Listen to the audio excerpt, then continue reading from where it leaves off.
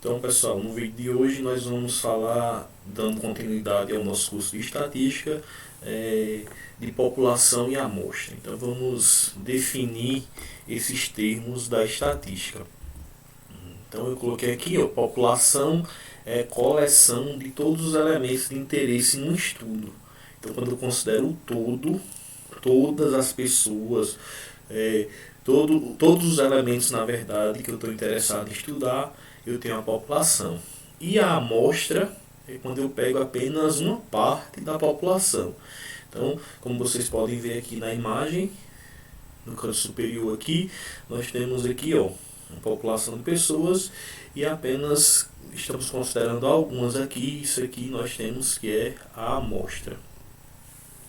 Enquanto um censo envolve o exame de todos os elementos de um dado grupo, nós já falamos isso na aula anterior, em relação ao censo eu estou considerando todos.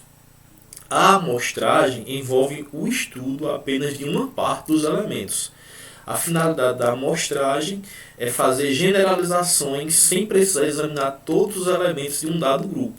Então, quando eu estou considerando uma amostra, fazendo a amostragem, a partir daqueles elementos que eu estou fazendo o estudo, pego aquela amostragem, eu vou generalizar para toda a população. Uma vez que o propósito da amostra é permitir que se façam generalizações sobre a população básica, é necessário que essa amostra seja representativa da população para permitir generalizações válidas. Então, assim, quanto maior a amostra, quanto mais elementos da população eu estiver pegando, tá? Mais representativa fica para eu poder tirar, formar minhas generalizações. Então, quanto menor, aí fica mais com déficit minha pesquisa, tá? Então, se a amostra for muito pequena, então não vai ter muito sentido para a estatística. Então, quanto maior, melhor. O censo apresenta dificuldades que tornam a amostragem um processo muito mais atraente.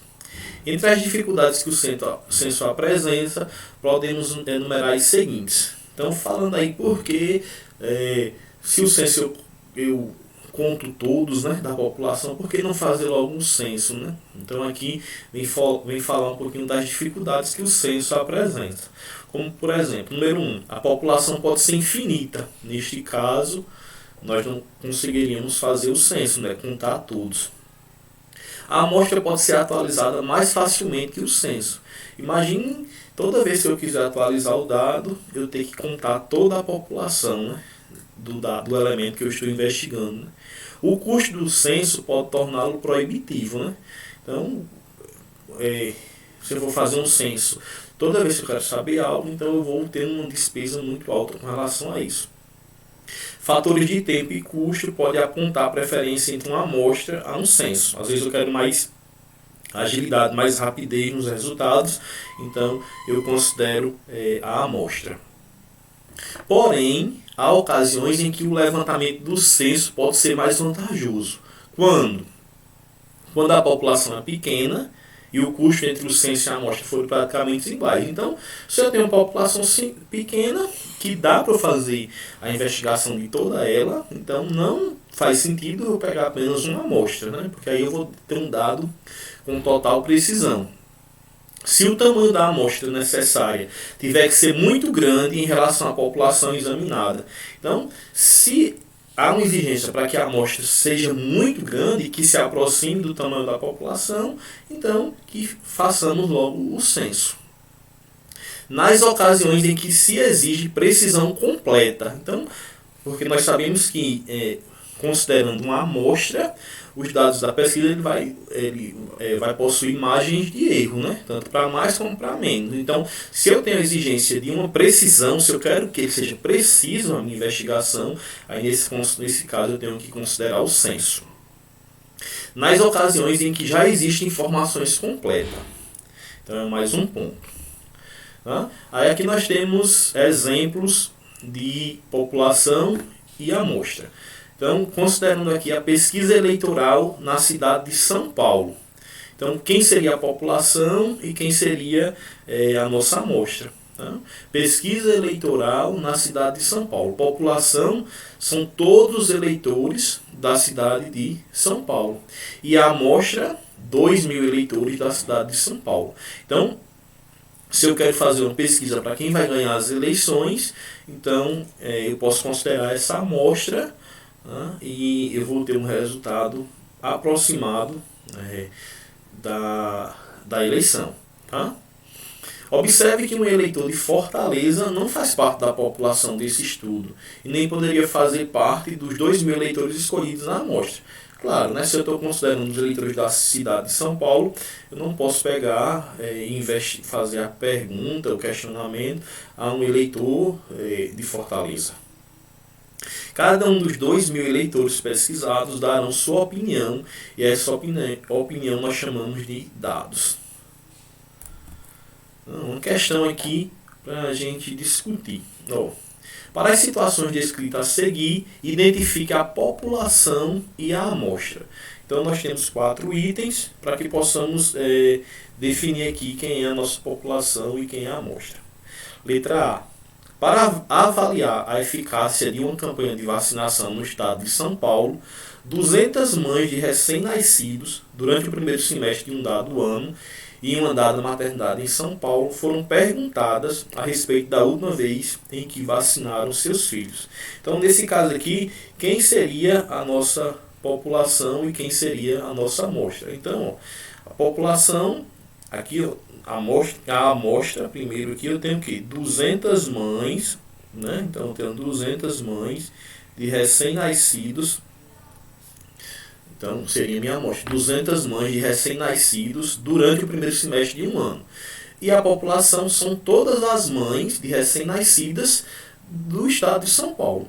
Tá certo? Então, eu não teria aqui como fazer a investigação das 200 mães, perguntando a respeito da última vacinação dos filhos. Então, ele considerou aqui apenas uma amostra de 200 mães, com esse dado aqui, permite tirar generalizações a respeito do que está se investigando. Tá?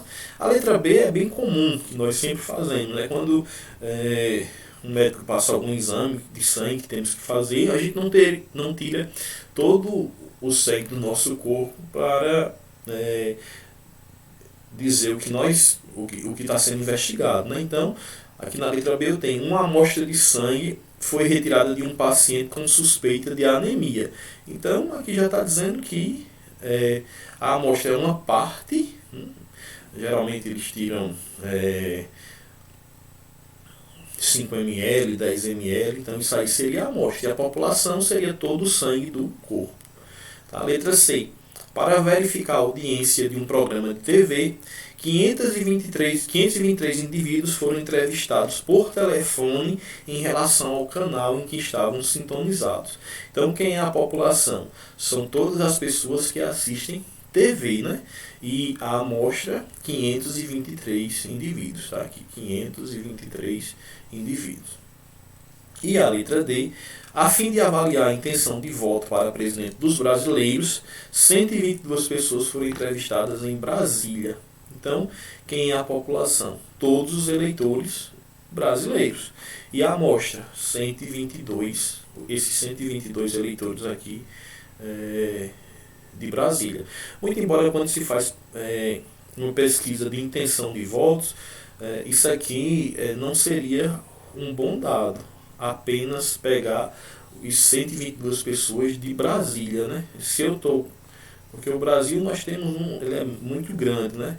Então, para investigar, fazer uma pesquisa desse tipo, eu tenho que estar pegando a amostra de todas as regiões do Brasil. Então, mas foi falado lá na frente, antes, que uma amostra, para ser significativa, ela tem que ter, quanto maior, melhor, né? Mas aí qual o tamanho da amostra, né? Nós temos uma fórmula para calcular isso, né? Porque aí, uma das perguntas mais frequentes em estatística é qual o tamanho da amostra que devemos tomar. Para que a amostra represente com fidelidade o universo, é necessário que ela agrupe um número suficiente de casos. Então aqui nós temos a fórmula para encontrar o tamanho da nossa amostra. Tá? Então, a gente vai dedicar um vídeo exclusivo para trabalhar essa fórmula aqui, tá? Para encontrar o tamanho da amostra. Mas nós temos aqui uma forma, nós temos os dados, né? O N aqui, nós temos o que? O tamanho da amostra, né? O Z ao quadrado, que é o nível de confiança escolhido, expresso em número de desvio padrão. Então é importante aqui, ó, a gente conhecer o que é um desvio padrão. P, porcentagem com qual o fenômeno se verifica. N, o tamanho da população, e E ao quadrado é o erro máximo permitido. Então, geralmente, esses dados aqui são dados na questão, são fornecidos na questão, e nós encontramos aqui a partir desta fórmula. Então, quando é que nós consideramos que temos uma boa amostra? Quando ela representa a população alvo, a amostra não tendenciosa, porque existe aquela lá que contava apenas os eleitores de Brasília, né? A amostra só os 122 eleitores de Brasília. Então, naquele caso ali, não é considerado uma boa amostra, porque o certo seria eu pegar dados de todas as regiões. Tá? Então, ela não pode ser tendenciosa. Sempre selecionada aleatoriamente. Então tem que ser sempre ao acaso. E quando ela é grande o suficiente. Então isso aqui nós temos uma boa amostra. Então no vídeo de hoje foi isso, onde nós pudemos ver aqui o que era população e amostra, as definições, alguns exemplos. No próximo vídeo, dando continuidade aqui ao nosso curso, nós vamos estudar as variáveis, tá? E a divisão dela em variáveis qualitativas e quantitativas. Então, vocês possam nos acompanhar.